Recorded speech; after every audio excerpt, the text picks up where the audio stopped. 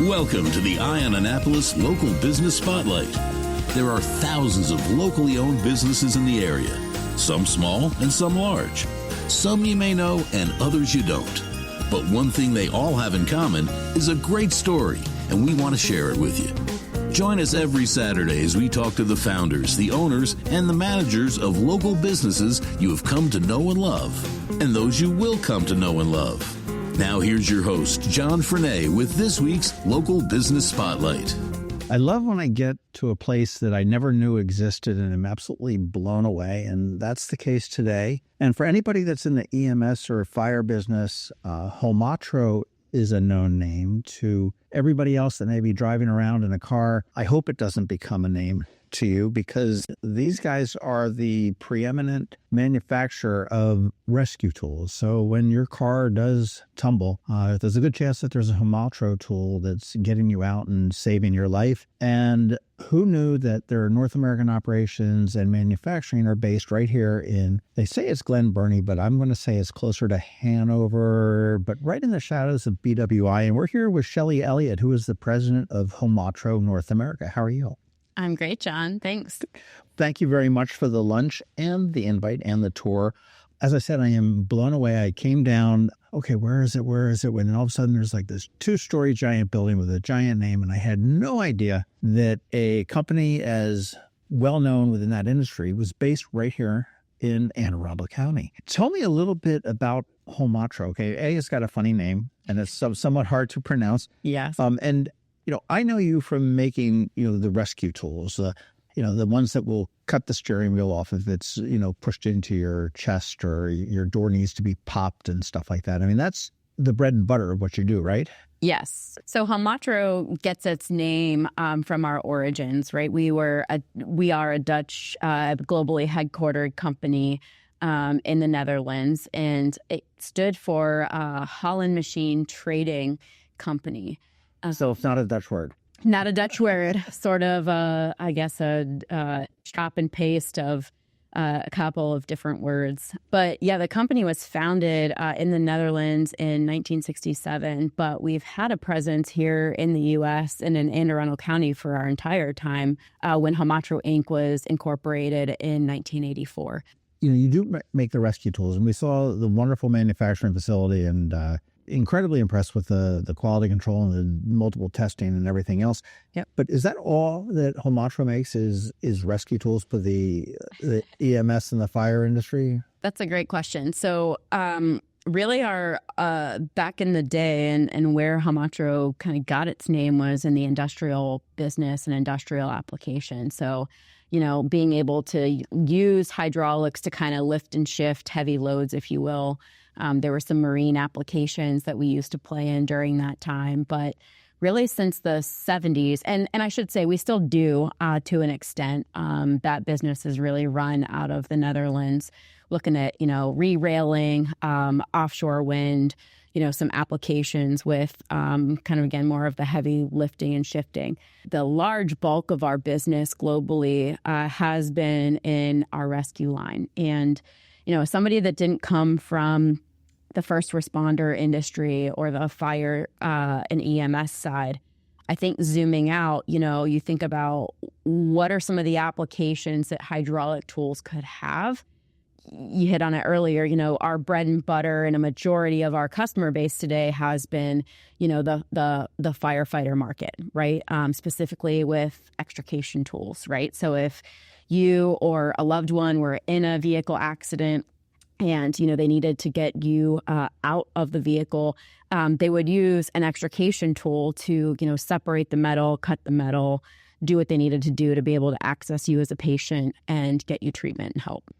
How many different sizes? I was looking through your lobby. We had the spreader and the cutter, and that's pretty much what it was when I was a volunteer firefighter going back 30 years. It's obviously changed since then. I mean, as I sat there and I looked at your display in your lobby, I mean, there's just a tool for pretty much any application. I mean, there are some that even looked, I don't know whether the right word is, but handheld. Yes. Yeah. Yes, they are all handheld, but usually, it was usually like a 2-person deal. You had maybe 2 people holding it up and, working it and somebody guiding the the points to spread. And it wasn't like but some of those looked actually like, you pick it up like a cell phone. So our main Pantheon product line, so I'll address this. I think one of the things that Holmatro really prides itself on and that is in our DNA is the level of innovation that the company has.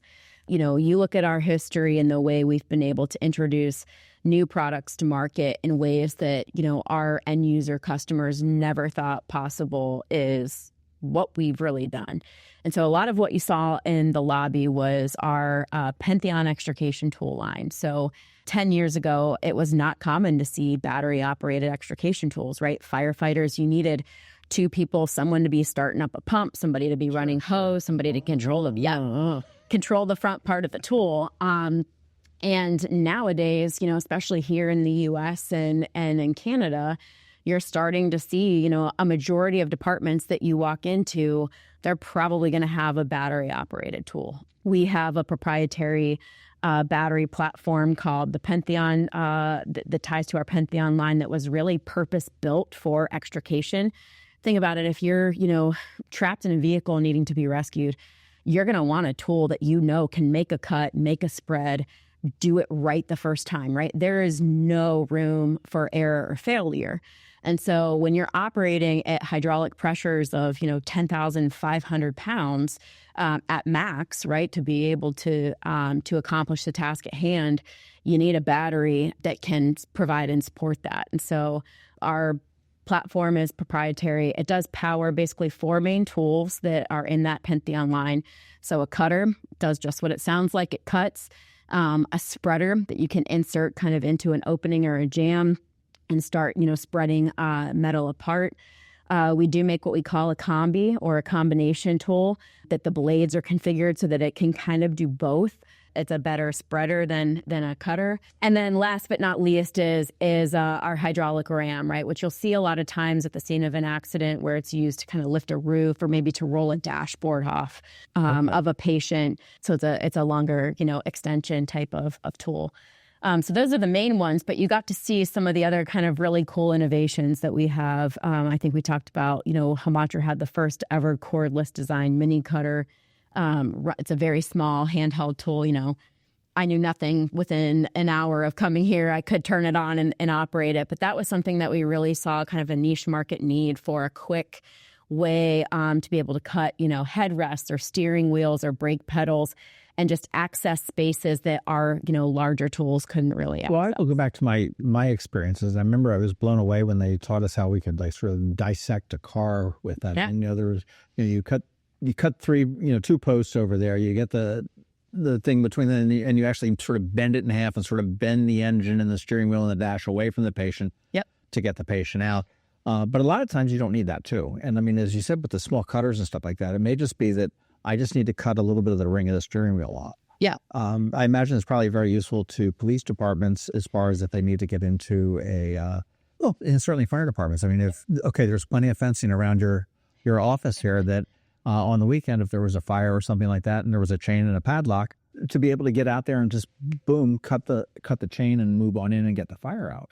Yeah, exactly. And I think that's, we touched on this a little bit earlier, when you zoom out and think about what's really our mission as a company, it's about providing, the world's best performing equipment that can be used to save lives. And so I think for a very long time, Holmatro has had a great name and brand recognition and products for, again, that fire and rescue space.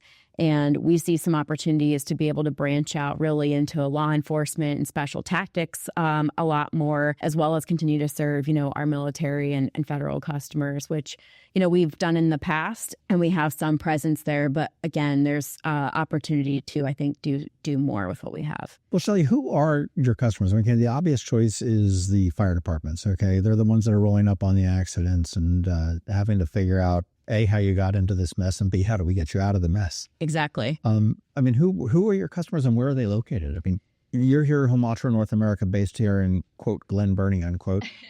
All the states all across the world, or? Yeah, I mean, so we're a global company. We sell globally, and what we're responsible for here and what our sales team manages out of this office is specifically the U.S. and Canada. The rest of the world operates out of our global headquarters in the Netherlands. But here in the U.S., the U.S. and Canada to an extent is the single largest homogeneous market when it comes to the fire and rescue space. And it's very decentralized, right? Again, not coming from the industry, I didn't know that the fire service was kind of managed by individual municipalities. It's not a federal entity. It's not like the U.S. military or some agencies like that. And I think that's one of the things that makes it really unique is because it is so decentralized, and yet there's still a lot of rigor and protocol and training and procedures that are required and specifications, right? There are still some bodies like NFPA, and some other agencies that set standards, right, for what's required for certain equipment or applications. But the customer base is very broad. So we have a good presence across the U.S. and Canada. Pretty much every Canadian capital runs Holmatro tools on their trucks, which we're very proud of that. In the U.S., we have some, larger PG County just, became a Holmatro customer last year. Anne Arundel County has Holmatro on some of their trucks. Baltimore City has been a great customer for a long time. I don't want to leave anybody out. Sure. No. Locally, but if you see orange, it's us. That's how you know. And you mentioned the military a couple of times. Do you have a military presence? I imagine there's nothing different in the military world than. Well, it depends. I think, every military base has a fire department. They're all, again, have kind of different pieces of equipment and sort of needs. But, they do respond if there's vehicle accidents in the area. And depending on the agreements that some of them have with local areas. Exactly. We've done some great work with the U.S. Air Force, with the PJs and the pararescue team there. We've sold to the Navy in the past, to the Army. I got to be careful what I say. Sure, okay. I'll say it that way. But I think, in some situations, where our military is operating is in areas where they may not have access to, electricity to be able to charge a battery pump. So some of the other handheld tools that you saw down there, right, they're hand operated spreaders and cutters and things like that we can make for them to use when they're in some locations that none of us would probably want to be in. Well, there was one tool that I saw, and I was actually sniffing around your website, which is holmatro.com. It's HOLMATRO.com. Yep. Thinking back again to my days, boy, it would have been nice to have that tool, which is I'll call it the break-in tool for the front door, where you can, and I just saw, and I'm thinking about the danger that police face every day. You hear the horror stories of somebody just checking up on somebody and they think it's bad, and then there's a gunfight or everything like this. But when you get in, it's the ability to sort of remotely put this device in the door. You're talking about the HDB, yeah. Yep. Okay, you can go with the fancy terms and the models, but and stand back in your car, whatever it is, and remotely engage it to break down the door. So if there is somebody there coming out with literally guns blazing, the officer and the people that are responding are safe there. Yep. The tool might get a little bit nicked here and there or something, whatever it might be. But and that's also got like, as you mentioned, a handheld type of a thing. When you get into a situation where there's not maybe a need to power up, maybe it's the motor, the engine to do it, or maybe there is no battery or something like that. It's a sort of like manual, like your old jack on your car, to spread it open and to open up a door. You've got to think that that's just got something not only keeping the people that are in danger safe, but also the officers and the people that are trying to help you keep safe too as well.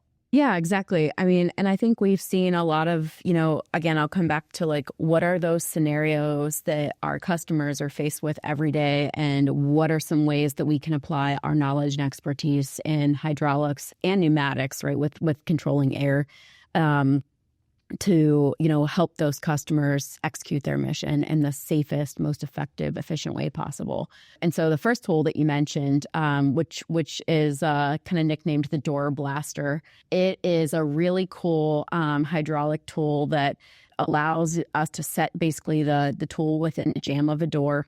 And it can be configured either with a tethered kind of operation where you press a button off of a backpack that's 8 feet away from the tool, and it will kind of punch forward to break the door down. Or it actually comes with a wireless remote configuration.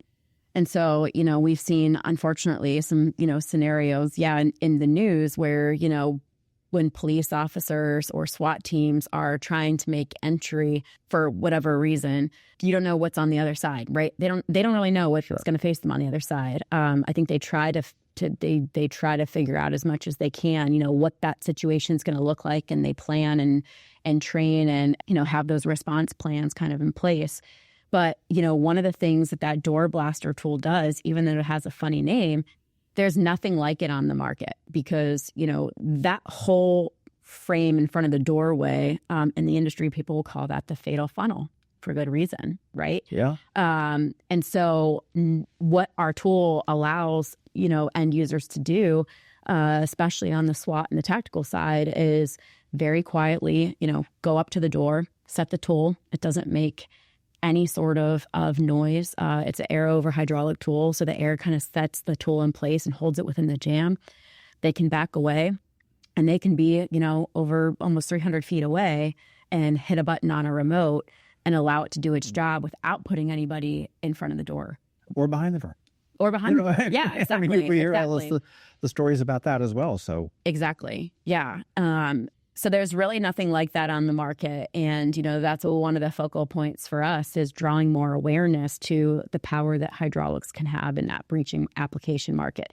I mean, what other end users are using today are, manual rams are very common, kind of like what you see on TV, sure. Right? If they're holding a big hunk of, it looks like a pipe with handles. Filled with concrete. Right? Filled with concrete. It's really heavy, but it's not real ergonomic, right? They're hitting and banging at it. And also they're standing in front of the door, right? They're in that fatal funnel. The other thing that you'll see people use is explosives, right? They'll lay explosive strip on. And again, you see this on TV shows. It does sometimes, a lot of times it does happen in real life. But what people don't know is that in a lot of jurisdictions, there's a sign-off that's required, right? And an approval required to be able to do that. What's an explosive sound like? Sounds like a gun going off.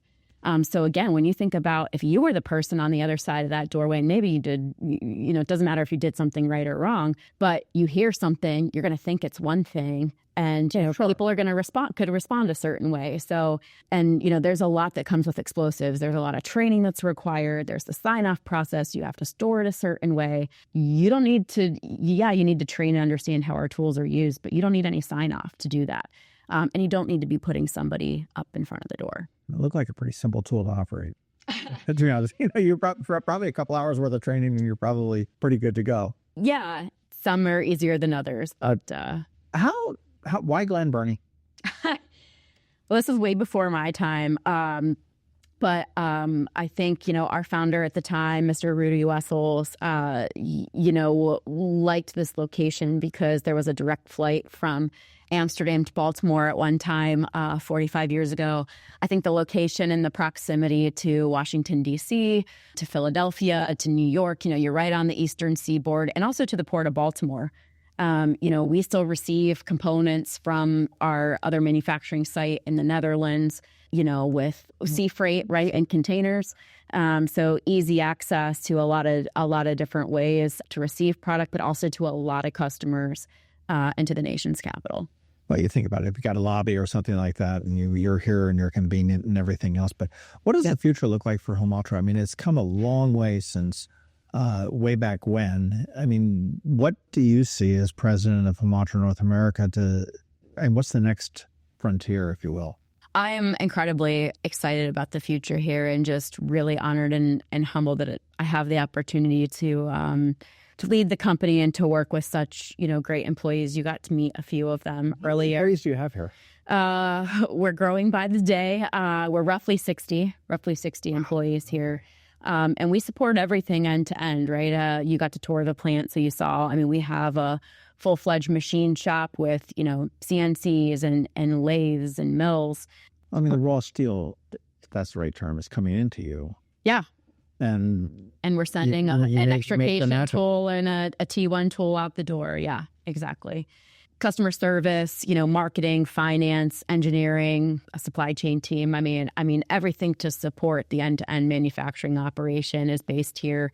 With a couple of our sales personnel, most of our salespeople live out in their territories that they're, working and responding to. But, your original question about what to see for the future is a lot of growth and a lot of momentum and some very exciting new products that we're just, launching. I touched on that earlier. Innovation is at the core of what we do at Holmatro. You got to see the other tool we didn't really talk about on the law enforcement application end, but is our T1 forcible entry tool. Sort of a bit of a Swiss Army knife, if you will. It can, breach, it can spread, it can lift, it can ram, it can hammer, it can cut. But that tool has a lot of applications, both on the fire and rescue side and the military and the law enforcement side. Think about school resource officers, right? I think it's every parent's nightmare to think about what would happen, if X, Y, or Z, at your son or daughter's school, and, they needed to get in there and start clearing the school out. This tool is designed for those type of situations. Very easy to use, leveraging the power of hydraulics. You can breach through multiple doors in a very short period of time, and it can be operated by one person. As a company, what's the future look like? I'm very excited about our future and the momentum that we've built over the last couple of years, especially when it comes to our history around innovation and growth. We've premiered some new products, a couple we've talked about. Our Pantheon line has been on the market since 2020. In 2023, we premiered, and I would say last year we really ramped up 2 products, the T1 forcible entry tool that we talked about, and also our OmniShore product. Both the T1 and OmniShore won International Federation Design Awards last year. And the OmniShore, is that the Swiss Army knife? The OmniShore is the strut system. Oh, okay. Yeah. So shoring, not a term I knew before Right. It was came here. It was a place where we went exactly this summer. Yeah, it was the shore where you got saltwater taffy. But shoring is really the application, and people will have seen this, right, from photos or things. But, really has 4 main applications. So one is for stabilizing vehicles, right, on an emergency response, so that the car isn't, moving or adjusting as they're trying to extricate patients or render help and aid.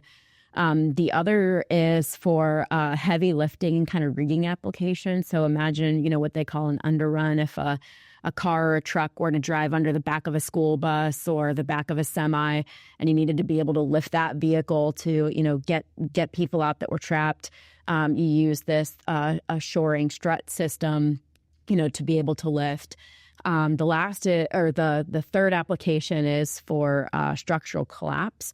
To think of like the Surfside condo in Miami, was a very common one. But with earthquakes and some natural disasters, when you have building collapses and you need to be able to stabilize that building to go in and do search and rescue operations, you would use shoring product. And you need to make sure that the building, again, is not going to shift, right? And the last application is really trench, which is sort of, I'll say, soil's way of shifting, which sounds a little funny, but, there's different types of soils in different parts of the world. And once you start digging, and you'd be surprised looking at the statistics, just how many fatalities there are from people that are working under grade level. And it may be out and open and fine 1 second, but then, when the side of that wall collapses in, people get buried or trapped, and you can't go without oxygen for very long. We remember how dangerous trenches can be, and they don't need to be below grade either. I mean, if you're... Yeah. A lot of people think that I'm just waist deep in a trench, that's no big deal. If it falls down on them, well, they think twice about it before when it falls in. Yeah, exactly. But there's a lot, coming when we think about the solutions that we are bringing to the markets we serve in fire and rescue, in the law enforcement and tactical space, and in the military side that, again, I come back to like, what do we do really well? We do hydraulics and pneumatics really, really well. And there's, ways that we're going to continue to understand what those customers' needs are and bring different solutions to our customers. As president of Holmatro, real quickly, do you have in the back trunk of your car, do you have one of those battery-powered Omni tools just in case you get into it? It's like, hey, wait, guys, go ahead. Should. I think everybody should have a mini cutter and a T1. It would make a great RIT pack for rapid intervention training.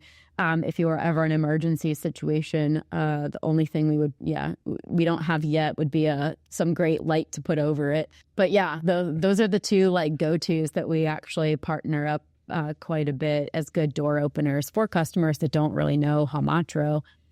Okay, let us show you with some of our, smaller yet very, very powerful tools. You'll see so many use cases for these. We talked about a couple earlier. I'll share maybe two other stories that I've had, people share with me. Fun fact about Holmatro, we also have a lot of different racing partnerships across the world, really. That makes sense. They race, they wreck. Yeah. Safety teams are there. Sometimes they need to, spread or cut metal to get people out. So one of the ones that we're really proud of is we're the official rescue tool for IndyCar, for IMSA, for FIA. And then we have some individual track agreements with some entities like Circuit of the Americas and a few others. But you talked about earlier how, every accident is different and you have to be able to train and react and respond. And we're getting ready to feature, May will be the 10-year anniversary of a very serious incident with an IndyCar driver named James Hinchcliffe. This happened a couple weeks before the Indy 500 at a practice round in that mid-May race that they do. And the car basically on impact sort of sheared. And he had a piece of metal basically skewer him from his left buttocks all the way up through his right abdomen. Safety team responds, but he's in a very serious situation, essentially bleeding out on the track. The team driver made a call. He's like, we never trained for this. We didn't train for this type of scenario. There was no SOP for how to respond to this. But we knew the tools, we knew what we had done with the tools, and we knew it could do it. And so we decided to take a spreader, put it into the tub of the car, and spread the tub out so that we could actually lift him out of the vehicle because he was pinned in there. And they, had to life flight James to the hospital. He went through multiple surgeries. But James Hinchcliffe, for those who follow racing, has gone on to not only become a husband, he will be on Fox this year as one of the lead broadcasters for IndyCar. It's wild. Which is, really cool. He's actually going to be coming here to Holmatro, too, in a couple of weeks, where we did some filming in November. We wanted to bring him here to see, kind of to your point, right, where the magic happens, that meet some of the names, the faces, the minds, and the hearts behind the tools that we make here, and give him a chance to interact with our employees. I'll share maybe, one other story when you think about kind of the impact. There's a department up in Alaska that's been a very good customer of ours for a long time. They had a landslide happen. This was recent, a few months ago. And we got a call or a note from the chief about, unfortunately, there were some fatalities in that accident. But they had kind of a small stature, probably about my size, female firefighter that was able to use one of our tools to save somebody that was trapped in the vehicle. And had they not been able to get her out within about that 30 seconds, next round of the landslide was coming, was going to take the car. And so, you hear stories like that, and we get a lot of them, right? I think another cool thing that I should mention that we do here is we call it the Gold Pin Award. And so end users or dealers that hear about stories where they've actually used our tools to save a life, they can submit them to us. We like to feature them on our social media, but we actually give the responders a nice certificate and a gold lapel spreader pin that they can wear in their uniforms. So you guys and your team must sleep well at night knowing that you're doing, obviously you're not cutting people out of cars, but you're giving the people that are cutting people out of cars the tools to be able to do it. And indirectly and pretty directly, actually, you guys are saving lives. You guys must sleep pretty well at night. Yeah, I mean, there's no greater feeling in the world, right, than having a really strong sense of purpose and being very fortunate enough that people say if you love what you do, you'll never work a day in your life, which is true. But, I think part of what drives that love of what you do is, what are you doing? Who are you doing with? And how does it help other people? And it is hard to you can't walk out of here and say you're not, doing those things. We have a really great team here. Everybody understands what's really important and, what matters in putting, the world's best performing equipment out in the world. But I think one of the things that does keep me up at night, though, is just thinking about what are we not thinking about or anticipating, right? Is there something we could be doing, better for our customers? Or is there something that the competition is working on, right? That we would be in a follower position. When you Yeah, that kind of comes with the territory. So I love that you've developed and you've evolved based on the customer need. And, certainly way back when in the 40s or whatever it was, there was probably, when it didn't exist, there was no need for that. But again, as you're finding out, you mentioned, an incident in schools, okay? That wasn't a concern 20 years ago, that it certainly wasn't the concern that it is today. And, you look at the law enforcement safety and everything else, and I love that the company has evolved based on that. And gosh knows, cars have changed. Yeah. I just wrote a note down here. The new cars are pretty much designed to collapse and keep everybody as safe as possible, which is diametrically kind of opposed to what your business is. But let's face it, that we do get into accidents all the time. I know Subaru engines are designed in a head-on crash to break down and slide under the passenger as opposed to coming into the passenger. Yeah. Has the developments in the auto industry, has that hampered, hurt, challenged you guys? It's a good question. I certainly think it's more of it's going to sound maybe like a weird answer, but I think it's a challenge that we've been up to and ready to accept. And the products that we've rolled out so far are things that have really been able to set us apart in the way that our tools perform against others. Yeah, I actually just learned a fun fact yesterday from one of our RSMs ironically, about a Subaru vehicle.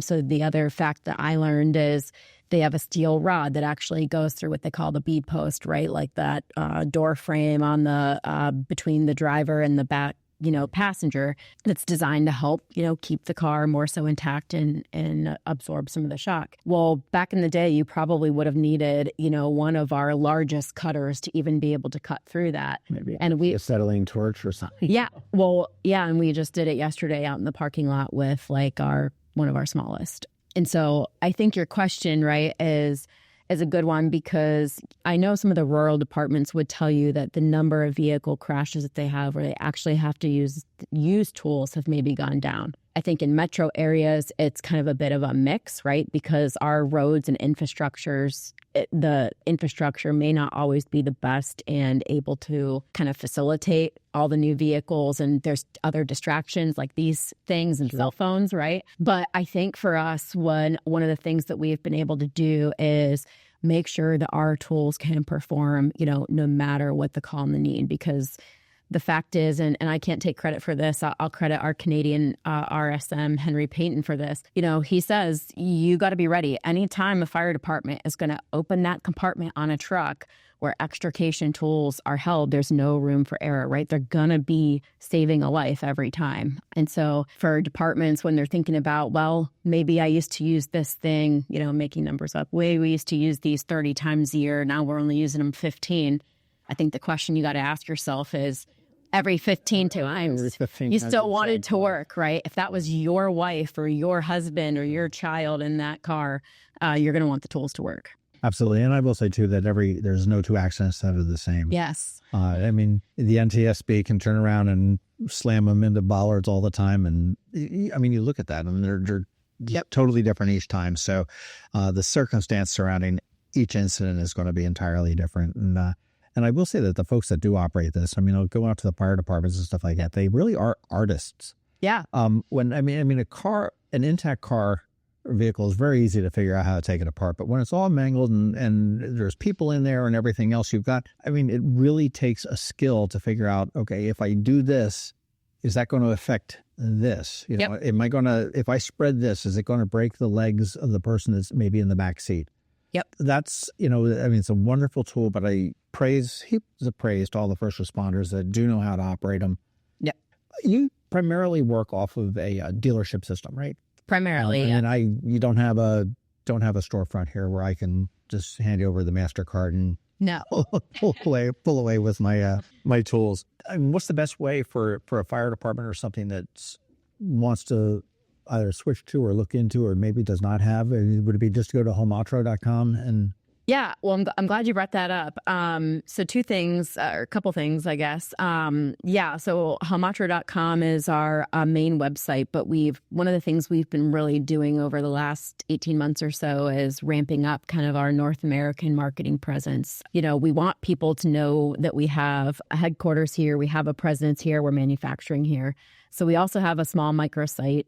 It's homaltro-usca.com. And you can find out a lot more about, kind of the products that we make here in our own social media channels and that. But on either website, there's ways to request more information and give us, a way, basically your name, your contact information, what department that you're with. We send those to our dealer partners routinely, but we actually would love to have, our sales team be following up with end users to, just establish a relationship, understand what they need and work with our dealers to get them a solution. Well, I hope I'm not overstepping my bounds, but I would also say if anybody finds themselves in the Baltimore area market that has a need for the Holmatro tools, stop by or arrange a tour of this because you're really going to be impressed with what is here. Yeah. No, we welcome tours all the time. We have a beautiful facility here. We have an experience. It's a very clean facility. I took a tour of it. I was very impressed. Yeah, we have a great experience center that, for end users that are looking to actually get, a demonstration and want to get their hands on their tools. We're happy to facilitate that because we want to, and it gives us, again, you talked about this earlier, that we're doing a lot of listening and voice of the customer work in terms of how we innovate. And so anytime we can, get FaceTime with the customer and see them using our tools and things that they say and comments and feedback, we're going to want to capture it. As with anything, any kind of a manufacturer, you make it the best that you possibly can to the degree that you know what it is. Sure. But you don't know what's happening out in the field and how they're using it. Yep. And, I think when they made screwdrivers initially, no one ever opened up paint cans. Yeah, that's not what they're used for. But question for you, Shelly. How did you get into this industry? What's your background and where did they continue? We just happened to scroll down the road and no, bit of a crazy story. I grew up in Northwest Pennsylvania in a very small town of Bradford. I did my undergrad at Notre Dame. I'm a chemical engineer by degree. I probably couldn't do any chemical engineering today, but then started my career with ExxonMobil in the refining and chemical space, went back and got my MBA, moved back to the Pittsburgh area for a couple of years with Alcoa and Arconic, and then wanted to come back to the chemicals industry, which is what brought me and my husband to Maryland about 7 years ago to work for Grace, and was ready to do something new and looking for a new kind of adventure. I think I knew probably more of what I didn't want than maybe what I did. But the one thing I knew about what I did want to do was to be able to kind of lead a business someday that I could be very passionate about, the mission, had a very strong company culture, and that had just, products and customers where I knew every day I was making a difference. And ironically, a former CEO that I used to work for and a connection at Notre Dame mentioned Holmatro's parent company to me. And long story short, I had a couple of interviews and here we were. I want to thank you so much for your time. I want to thank you for the Chick-fil-A lunch. I want to thank you for the tour. And I do encourage anybody that's in the first responder, fire, EMS, military, law enforcement, take a look at the tools they've got because they're going to make your job easier. It may not make your job easier every single day, but when you do, as you said, when you do need to open up the door on the truck or whether you need to pop the trunk of the squad car for the tool, you want it there, you want it to be able to work, and you want it to be able to get the job that you needed to get done. Yep. And I'm blown away. Real convenient. We are in the shadows of BWI. If you come off of 97 on 176, just go past the observation park. Yep. And it's right there on the left. Shelly Elliott, I want to thank you so much for your time today. Thanks, John. Thanks for listening to this week's Local Business Spotlight. Please make sure to visit eyeonannapolis.net for all your local news, events, and opinion. And in case you haven't already, please subscribe to the Eye on Annapolis Daily News Brief, where we bring you all the day's local news direct to your phone, tablet, or computer in about 10 minutes. It comes to you at 6 a.m. every Monday through Friday, and you can subscribe on Apple Podcasts, Google Podcasts, or wherever you get your podcasts.